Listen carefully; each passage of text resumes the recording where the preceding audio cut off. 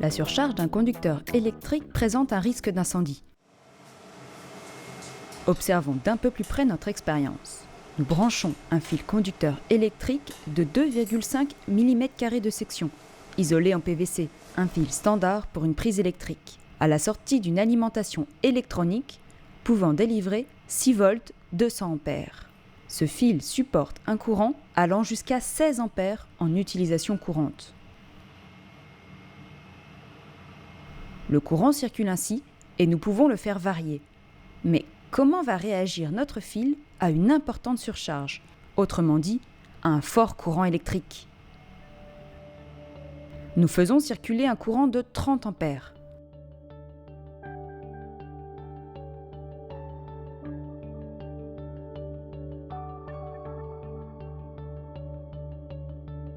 Observez bien l'isolant. Il commence à se ramollir sous l'effet de la chaleur. À 30 A, le fil dissipe 4 fois sa puissance admissible. Passons maintenant à un courant de 60 A.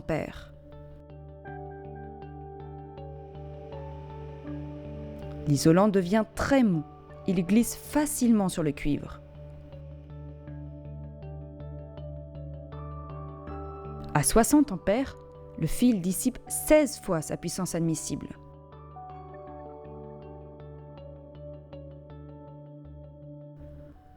Augmentons encore le courant jusqu'à 90 A. Sous l'effet de l'important courant, la température augmente. Notre isolant se boursoufle et commence à fumer.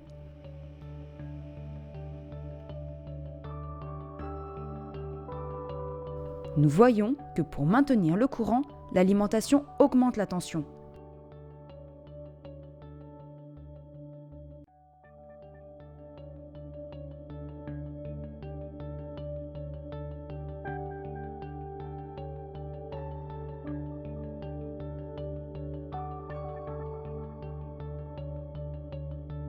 À 90 A, le fil dissipe 30 fois sa puissance admissible.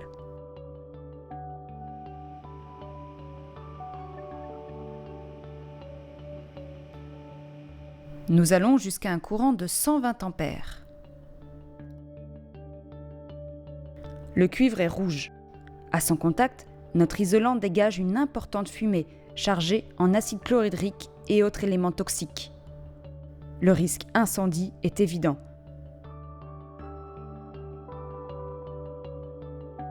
À 120 A, le fil dissipe 60 fois sa puissance admissible.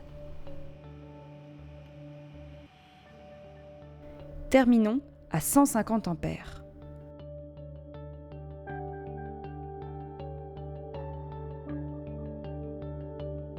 La très forte température amène le fil à se rompre. À 150 A, le fil dissipe 90 fois sa puissance admissible.